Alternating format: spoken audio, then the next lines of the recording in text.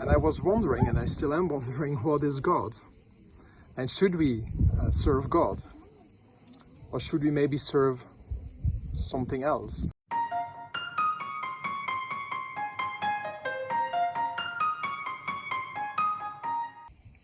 Hello everybody, welcome to this new edition of Before the Weekend, your weekly update on things that I believe matter for society, the economy, leadership and life, and things that I look at through the lens of meaning and noble purpose. Look at this spectacular place where I am. It's called Meteora, it's in Greece, and it's a place where there is a series of monasteries that have been here since many centuries. We have been wandering around here for a couple of days and visiting these monasteries and really getting very inspired. And I want to share some of my inspiration that is in the area of inspiration, spirituality and the divine. And I'm really intrigued to understand what makes us spiritual beings in a material world and what is the divine for each of us. I hope you will enjoy this edition and I hope you will find it inspirational. Welcome. Visiting these monasteries has allowed me to understand something important of what these monks aspire in life. They are living at the service of God. And I even read on one of the monasteries that their purpose, if you want, is really about erasing themselves so that they can fully live by the laws of God and serve God. And I was wondering, and I still am wondering, what is God? And should we serve God? Or should we maybe serve something else? For those who have read my book, the Book of Noble Purpose, they know that I believe that we have to serve society, that we have to serve the other, but by deeply developing ourselves and by deeply connecting with ourselves. And when I'm sitting here in this cave with this amazing background as scenery, I want to share my first thought. I think in order to become more of ourselves, I think we have to connect more with our higher self, with our godly self, which is not necessarily a self that is connected with God, apart from the God in ourselves. So my thinking goes that if we want to live a life of joy and fulfillment and of true connection, we have to learn to develop our deeper self, and that is what I call our higher self. And when in the introduction I said, how can we become more spiritual beings living in a material world, in a material context? I'd like to explain that through understanding what are the selves that we can connect with. And there are three selves. There is the higher self, there is the self of roles, often connected to ego, or that is where we start talking about ego, and there is the third self, which is the material self. And in an order of, I would say, deepest connection, we go from our higher self to the ego self to the material self. So said differently, you could say that the material self is the least aspirational, and the ultimate goal of us human beings is to connect with our higher self. I'll explain what the three selves are, and then I will also explain how I believe we can connect in a material world to our higher self. Before I will explain what these three selves are, let me give you some context here.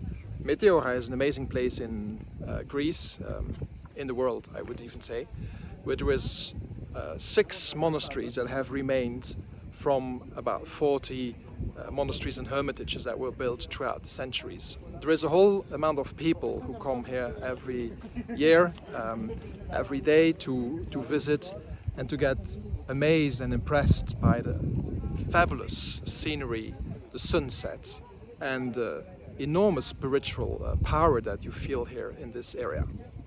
So that is what you see of the people behind me and the noise that you can hear. So these three selves. The highest self that we all, I believe, should aspire is the self where we are really ourselves. And that highest self is what I call the godly self, the pure self. It has nothing to do with God. It has to do with our purity and who we really want to be in life. It has to do with the life where we can live our true principles, our values, where we can live our higher order needs and respect also who we are as human beings. It's the place where we probably are best and definitely best connected with ourselves. It is the place without clutter of society, of obligations. It's not a place where we just do whatever we want. It's a place where we live our true who we are. And I call it also the place of true noble purpose. The place where we, through our noble purpose, can live a life of self-realization by becoming deeper and deeper connected with who we are. Said differently, I believe that it is true developing our noble purpose that we will have to be connected with who we are. The self below our higher self is what I call the self of roles. We all have different roles in our life. I have the role as a child, I have the role as a partner, I have the role as an entrepreneur, I have the role as an investor, I have the role as a friend, I have the role as somebody who has to take care of his properties, I have the role of developing my art collection, of being an author, of being a business philosopher. So I have different roles and we all have different roles. And what happens if we start coming down or getting distracted in life from our higher self, we start connecting more with our roles.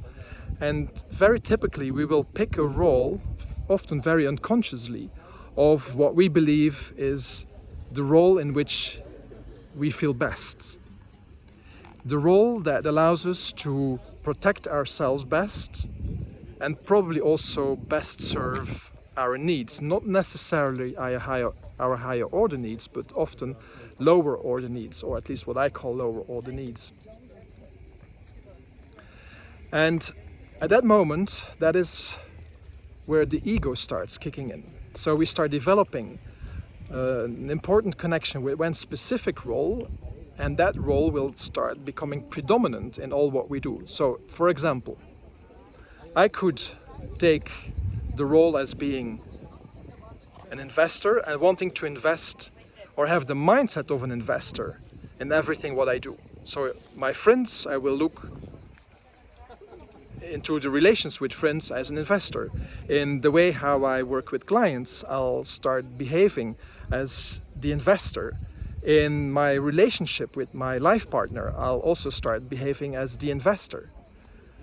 And it doesn't allow me, should that happen in my life, to be able to go evolve in a very organic way from one role to another in the different setups, in the different contexts. And that is where ego starts working. So ego for me is when one role becomes our safeguard, our protection place, and we start living a life only, but predominantly through that specific role. And all our other roles start being dominated or colored by our ego, by that one role. The third self we have, and it's obviously also in the order from higher self to role self to material self, the lowest in our existence. It's the self what I call the material self, and it's the self where we get connected, or our identity gets connected, now not to a role, but to the material part of our life. So we get connected, for example, to a title, or to a career, or to our money, or to our affairs, or to our house, or even to a car, or to jewelry, or to the clothes we wear. And as the material part becomes very important, what we see is that people who are very connected to their material self get shaken, get disturbed, in some cases even get totally dry in a certain way with life or by life, if that material part of the life is gone. For example, the career is gone, your wealth is gone, your title is gone, you lose your car, people say that they lose their life. If, for example, you have had an important career and for whatever reason there was a restructuring in the organization where you were working or that you were leading, people would, in case that they are connected mainly with their material self, consider their life as a failure because now they don't have that material part anymore. Obviously, and what I'm saying is the purpose of our life is to go back, is to reconnect with our higher self and not get stuck in our material self or in our ego or role self. Even if a material part of our life is important, even if having roles in our life is essential, but it should not be predominantly the way how we define ourselves. I want now to explain how we can connect in a material world with our higher self. Okay, so now let's take a look at how we can connect with our higher or pure or divine self in the material world. First, we have to create awareness and consciousness about our current state in which we live. We do that by asking key questions, such as how do we feel in general, emotionally? How do we relate to the things that we consider important and essential? How do we interact with others? What gets most of our attention? This leads me to the second step, taking the time, stopping, stepping out of our habitual way of being and doing, going into silence. In order to be able to take time to take a helicopter view, to allow for a deeper dive in our heart, mind and soul, we need to let go of the day-to-day clutter and obligations and lack of headspace and contraction of our soul. We cannot come to insights if we are running consciously. The power of silence is awesome. Silence really helps us to calm down. Silence is healing. Stop all the noise. Stop the constant input and impulses by consciously going into a space of silence. In order to create awareness while taking the time, I highly recommend going into nature and connect with the beauty, the harmony, the strength of it. Often we don't see that anymore. Look at this amazing nature around us, how inspirational it is. Too often we simply don't have, which means we don't take time to reconnect with our biggest ecosystem. Let's remember that we are an integral part of our planet and that all information and messages can be found in our interaction with nature, with our planet. Therefore, the third step is one of reconnection with the source of all wisdom and balance, Mother Earth. It can start with simply going for walks or take some highs. It can go up to spending days alone in nature and listen to your head, your heart, and your soul in all authenticity and honesty. We all have had moments of awe in our life when we enjoyed a walk in the mountains or along the coast, or when we sat and watched the sunset, or when we listened to the sound of trees or a waterfall. The fourth step is journaling, taking notes, putting on paper or in voice recording what you're learning. It's about the process of becoming aware and conscious. It's also about giving a concrete form of what your thoughts are, which fears you have to overcome, what your beliefs are, how you want to honor your values and your guiding life principles. In last instance, it's also about becoming clear or clearer about how you will honor what is the most essential of and for you. Your pure self is understanding who you really are, what is really important, and how you will live by that. And from my experience and how I look at life, and that's also what I have been explaining in my book, the Book of Noble Purpose, it is living from a true noble purpose, from what you want to authentically and honestly dedicate your life to. That is the best North Star to live such a life of personal divinity and purity. I truly hope you find this before the weekend inspirational, and I hope that it will help you to reflect about which of yourselves at this stage in your life you're most connected with and how you can evolve from where you are to where you want to go, ideally to your higher self. If you liked this video, please share it with your friends and acquaintances and your family. Like it in my YouTube channel, subscribe to my YouTube channel, even send me a message or a question and I'm happy to respond or start a conversation. Would love to see you again for next edition of Before the Weekend, and for now, enjoy your weekend.